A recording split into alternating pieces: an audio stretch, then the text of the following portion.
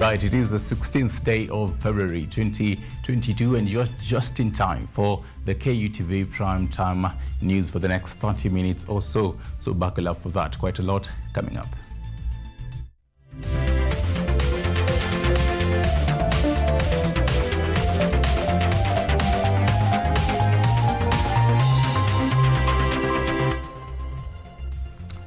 Right, thank you for joining us today. Sharon Wambui is on the sign language docket. My name is Stanley Nyaringita, and to our first story of the bulletin. President Uhuru Kenyatta on Tuesday evening held talks with His Highness Sheikh Mohammed bin Zayed Al Nahyan, the Crown Prince of Abu Dhabi. In the talks aimed at strengthening bilateral ties between the two nations, the president directed Kenyan government officials to be at the forefront in facilitating trade to make Kenya an investment destination of choice. In the efforts of strengthening bilateral ties between Kenya and the United Arab Emirates at the Dubai Expo 2020, President Kenyatta held talks with His Highness Sheikh Mohammed bin Zayed Al Nahyan, the Crown Prince of Abu Dhabi.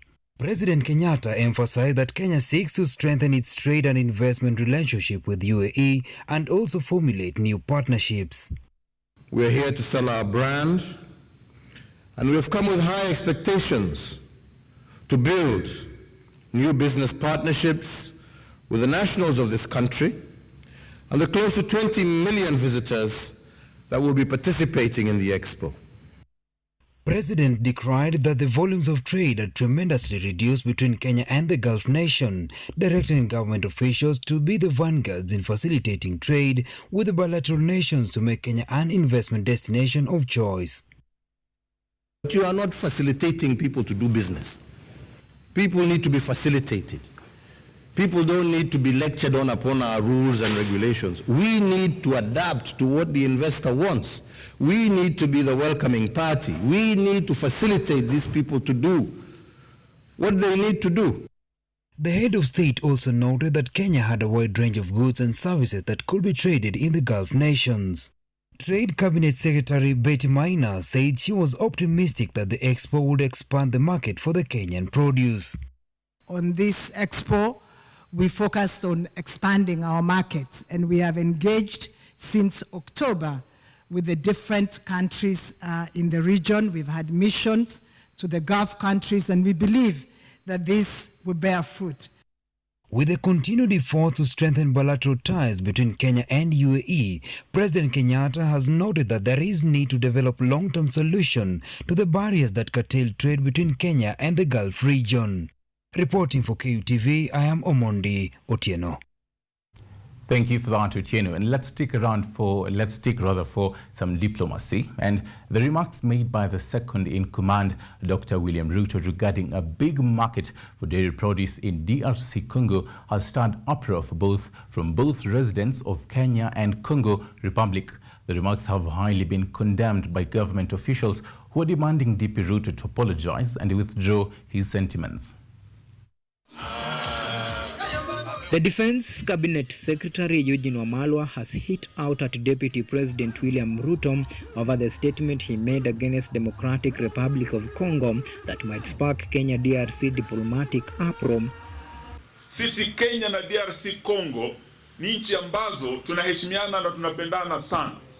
Therefore we want to disassociate ourselves na the sentiments of William Ruto and the arrogance of William Ruto ambayo tumesikia akiongea Nyeri. Eti anasema hawa watu wa DRC hawana ng'ombe, watu milioni sijui 90 hawana ng'ombe, hawana maziwa, ati sasa sisi ndio tutapelekea hao maziwa, ati hao wanajua tu kufunga longe kwa kifua na kucheza kama kanda bongo man. Ruto's remarks in Nyeri was not well received by Senator Francine Muyumba in her Twitter account, labeling such comment as an insult to the people of DRC. Kenya and DRC last year signed trade ties to deepen economic ties between the two countries in an effort to quell the possibility of looming tension. Kenyan ambassador to DRC George Masufu in his letter exuded confidence that this relationship will be entrenched from government to government frameworks and people to people partnership that has been built in the past years. ODM party leader Raila Odinga on his part was disappointed by Ruto's utterance, terming them as visionless and foresight, saying that he has great admiration and respect for the people of DRC. Auma Evans for KUTV. Away from that, and former Mount Elgon Member of Parliament John Serut succumbed to cancer at Nairobi Hospital at the age of 67. His daughter, Michelle Serut, confirmed that the father succumbed to cancer after years of battling the disease. The late Member of Parliament was diagnosed with multiple myeloma in January 2020 and had been in and out of hospital. Serut's body has been moved to the Lee Funeral Home in preparation for his burial. Serut represented Mount Elgon for 2 terms before he lost to Fred Kapondi in the 2017 elections. He was among politicians who are hoping to make a comeback in politics in the 2022 general election.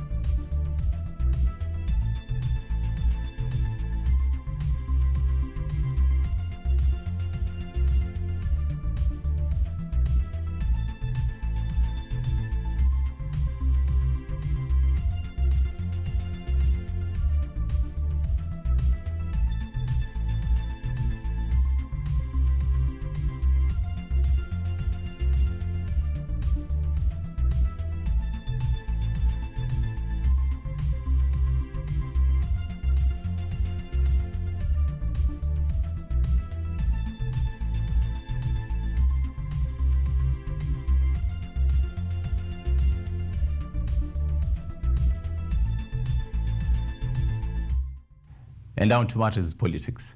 Amani National Congress Party leader Musalia Mudavadi and his Fort Kenya counterpart Moses Wetangula's efforts to dislodge Democratic Action Party of Kenya from Western Kenya has proven to be a tough tussle. The APK party continues to rip big as it receives defectors ahead of the August 9th polls. The team will be led by... The wave of the newly formed Democratic Action Party of Kenya is sweeping Western Kenya by storm. The Leopards men will prefer to call it Chui is racing against time to hunt as many members as possible to solidify its dominance in the supremacy battle and settle the ongoing debate on who holds the key to Mulembe Nation. Mujue wana DAP that you have a leader who has a wealth of experience, who is a known negotiator internationally, na DAP itakuwa ndani na katikati ya serikali ya Azimio ijayo. Ndani ya Azimio, kama hatutakuwa macho, nyinyi wenye mmesimamishwa hapa, mnaweza fanya sisi tuteseke sana. Sana sana sisi wenye tumesimama viti in a volatile area where ODM wants to dominate. But as the party continued to harvest big and subsequently stretching its wings to other parts of the country, the question of free and fair nomination during the party primaries is what seems to have attracted many to join DPK. Wafula Wamnyinyi was quick to put their doubts to rest. Ile kitu ningependa kuhakikishia ni kuwa kwa chama cha DAP, Democratic Action Party, we are going to ensure that if we have to go through a nomination process, it will be free and fair to all the candidates. The party, which has thrown its weight behind Azimio la Umoja led by Orange Democratic Movement Party leader Raila Odinga, received a section of members of County Assembly and Parliament who opted for greener pastures at party's headquarters at Chui House. In a gathering like this, politics of blame game is never off the card. Nyinyi mmekuwa na vyama zenu. Kwa nini hamukutumia hiyo ruksa ya vyama zenu kuhakikisha kwamba mnakuwa rais katika nchi yetu? Kama mimi, hao watu walinipata kwa bunge. Musalia found me with I was with his father in bunge. Huyu Wetangula akifanyia kazi Moi, alinipata nikiwa na wamala kijana kwa Fort Kenya. So there is nothing they can teach me, but I have a lot to teach them. So the team will be led by Dr. Noah Wekesa, lawyer Echesa, and Ayub Savuliam, tasked with the responsibility of safeguarding parties' interests at the negotiation table. Auma Evans for KUTV. Right, thank you very much for that, Auma Evans. And enough for the political banter. Let's cross over to COVID-19 numbers. And one COVID-19 fatality has been reported in the last 24 hours, bringing the total number of fatalities to 5,633. 28 people have tested positive for the virus from a sample size of 5,617 tested in the last 24 hours, pushing the cumulative positive cases in the country to 322,545, with the positivity rate being at 0.5%. 52 patients have recovered from the disease, pushing the total recoveries to 302,918. Total tests conducted in the country so far are 3,310,294. The country is continuing to administer vaccines to curb the spread of COVID-19, whereby 15,786,496 people have been vaccinated, with 7,186,675 being fully vaccinated.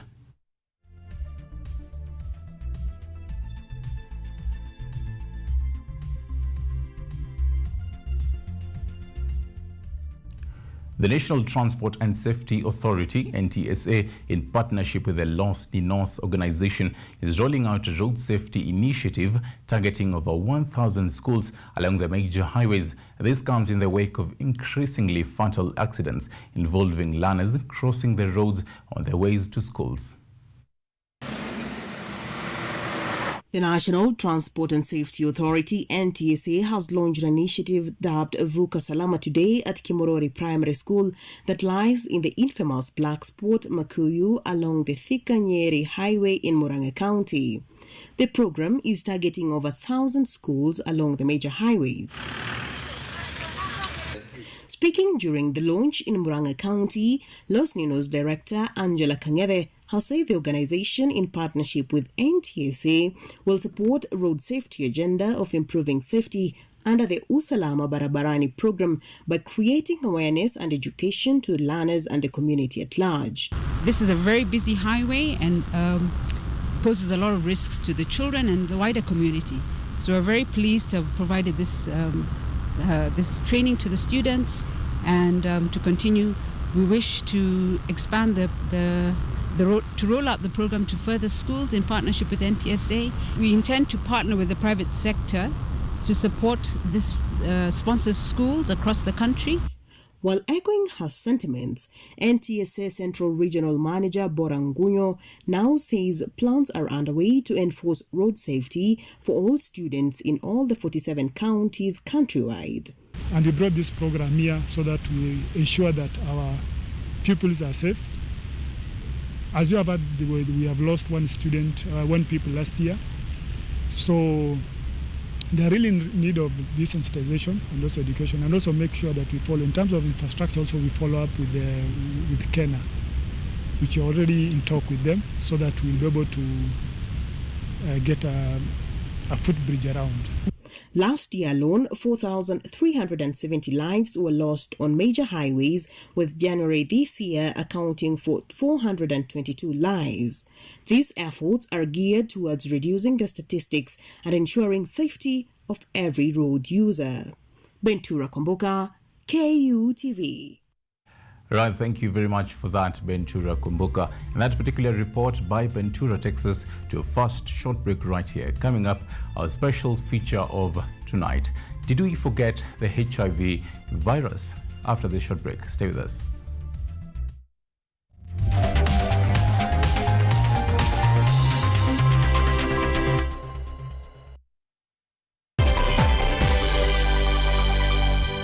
KUTV, in conjunction with Kenyatta University Funeral Home, is now offering death announcements immediately following our news bulletins at 7 p.m. At this sorrowful time, as you share in your grief, allow us to communicate your announcement of your loved one on KUTV in both Kiswahili and English. For more details, kindly inquire at the KU Funeral Home Service Desk or call 0736 928 380 or dial 020-359-9054.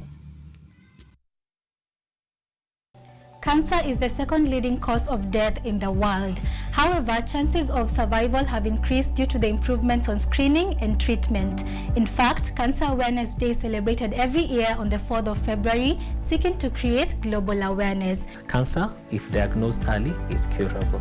It's important that when you discover an abnormal swelling or a change in skin color or your normal body contour, that you seek medical attention early so that if it's cancerous, it's detected early and actually treated.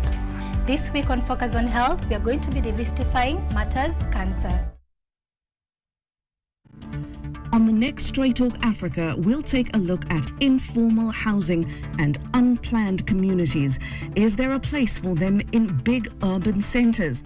We'll look at what the mayor of Freetown, Sierra Leone is doing, how she's bringing changes to her city, including its unplanned communities. We'll also talk to a Nigerian American who's making a big difference in affordable housing in Washington, D.C. Join me, Heidi Adams, on the next Straight Talk Africa.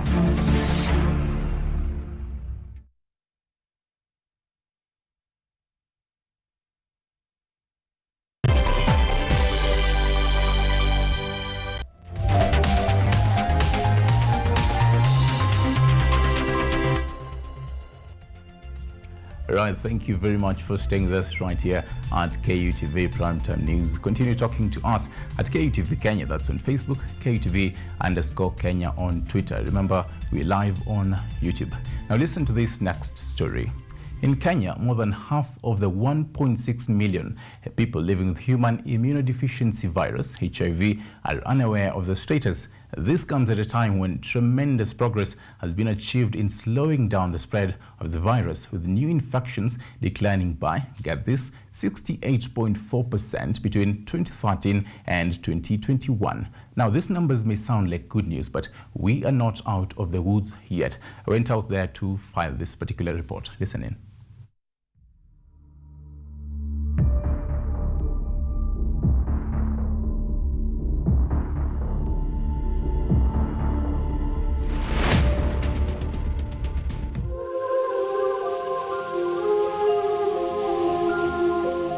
"24-year-old Jacqueline Thuku is an activist championing for the rights of young adolescent women living with HIV and AIDS.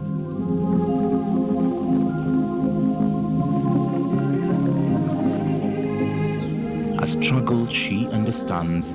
She lives with her aunt in Kimbo County after her parents died of the same disease. Okay, I came to know on my own. That is when I was around 13 years of age, let me say, around 12 to 13 now. So I got curious why I take the medicine every day, so I decided to go to the hospital and ask the nurse.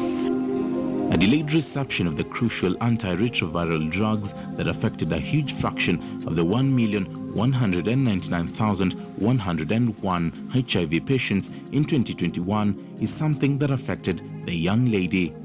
Many of the teenagers are really, like when they reach the time their adolescent stage, they really default the medicines, and it's not actually good, because that time, though you have the right to refuse the medicine, but it's not good because actually you have a high rate of risking your life. So I felt it's very eager and urged to tell those young people, even me, I was there. As Thuku's aunt, Agnes Muthoni, narrates, it was a tough experience to come into terms with before finally relating with it. Huko wanaitwa Lea Toto. Kuna wakati walituita sisi wote, tukaenda tukapimwa mpaka watoto wadogo. From Kiambu County, we proceeded to Mathare slums in Nairobi County.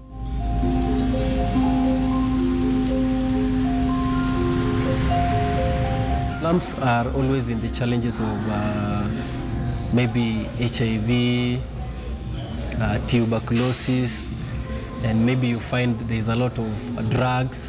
So our focus area mainly was the Mathare slums, but we also go to Kiambu, Korokocho, and other places too, where we spot there is a need and we go. Florix Club Initiative, a youth-led non-governmental organization, sensitizes the youth in Nairobi's outskirts using talent. Eliud Otieno, the director of the club, says that the youth respond better to entertainment sensitization. Nikwambie nini sasa? Unifanye basi nielewe. Lakini mwanaume wewe utaambukiza wengi. Nenda tuangalie ukapimwe. Siendi.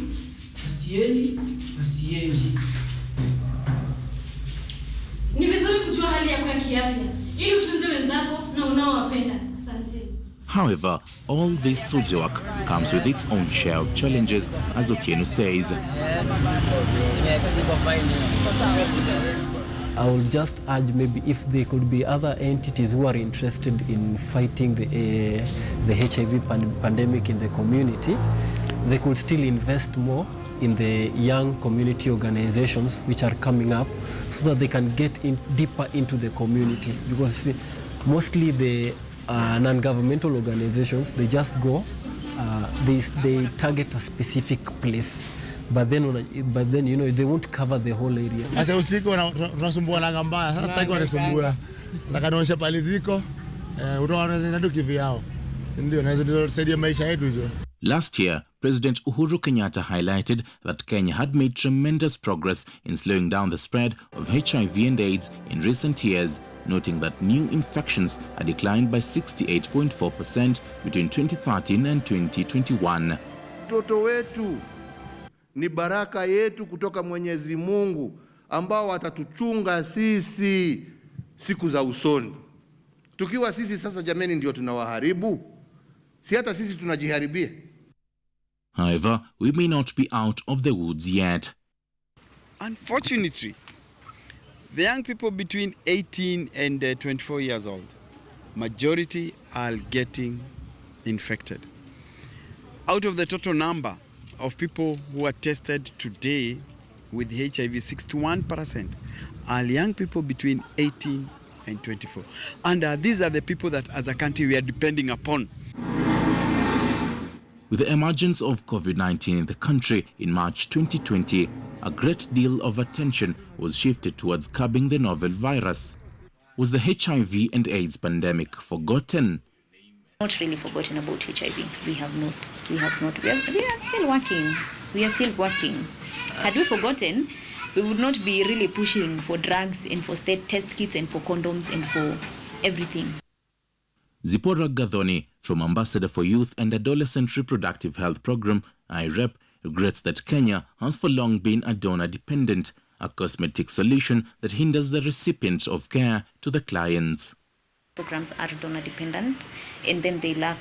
That's why they lack sustainability. But if something was government-owned, there's a bit of sustainability to it.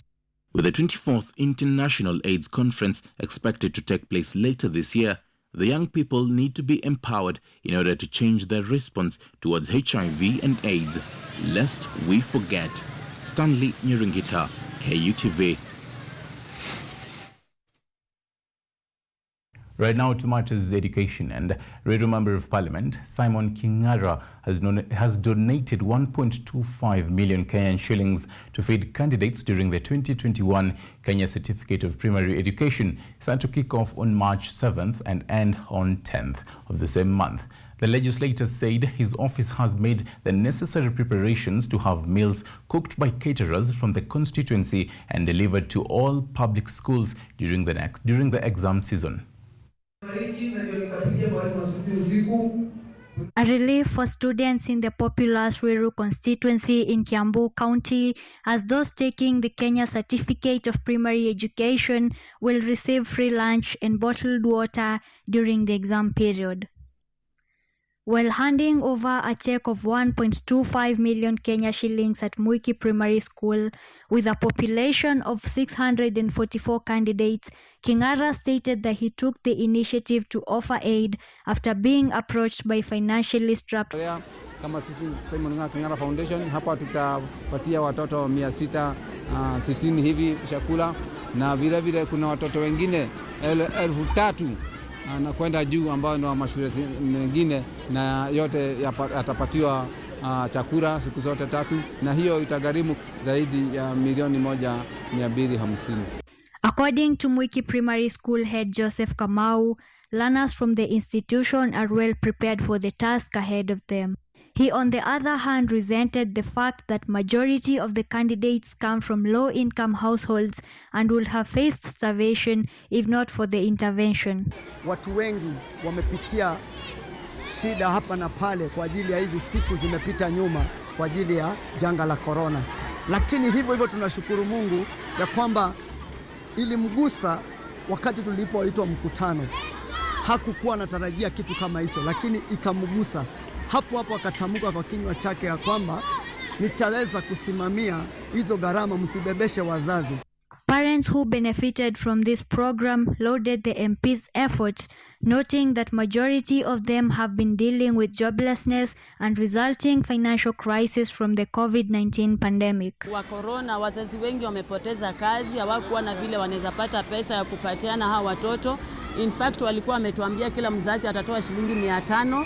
Kwa hivyo wazazi wengine tukashindwa tutatoa wapi. Kwa hivyo tunashukuru mheshimiwa kwa sababu ametubebea hiyo mzigo, na Mungu ambariki sana. Residents of Ruiru constituency have highly welcomed the initiative by their legislator Simon Kingara, hoping that their students will sit for the forthcoming examinations without difficulties and show exemplary results. Reporting for KUTV, I am Aida Kidinji.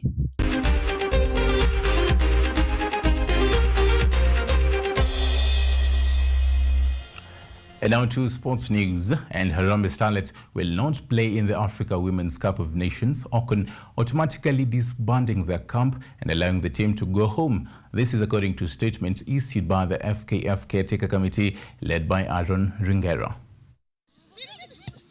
After effortlessly sweating it out at the camp in Kasarani for months, Harambee Starlets will not participate in the Africa Women's Cup of Nations against Uganda. In a statement issued by the Football Kenya Federation Caretaker Committee led by retired Justice Aaron Ringera, the team is now free to go home.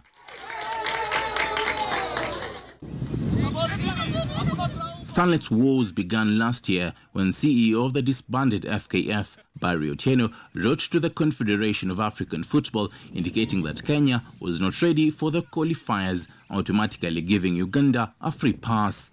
To counter this, Ringera noted that Otieno was now in the DCI's frying pan, ready to be grilled. Mr. Barry Otieno will be appearing before the Directorate of Criminal Investigations on Monday next week to record a statement on the matters that the care committee considers to be sabotage of national football. Despite having their Ocon dreams shattered, the technical bench and players are optimistic they won't miss any other games. I want us to stand strong and believe that even if we've been denied this chance to go to the World Cup, 2 years is not a long time. So we are going to work hard and ensure that even if we miss this chance, we are going to get back to the World Cup in the next 2 years. I believe the FKF Caretaker Committee is going to take charge. We won't miss any other competition because I believe in their strength and I believe in the zeal they put in us. They really kept us going. We had hopes. We had hopes for playing that match, but too bad it has come to an end. We won't give up. We'll keep playing. We hope to meet Uganda in future, and it won't be an easy tussle. The Alex Alumira-led team were preparing for their first leg of the tie against Uganda's Crested Cranes, scheduled for February 17th in Kampala, with the second leg set for Nairobi on Sunday.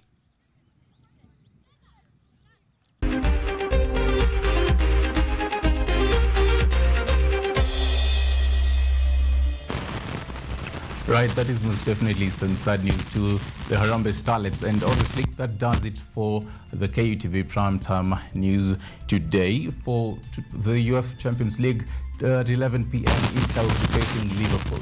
That does it for KUTV Primetime News. Sharon Wambui is on Matters Sign Language Interpretation. My good name is Stanley Nyaringita. Have a fruitful evening ahead.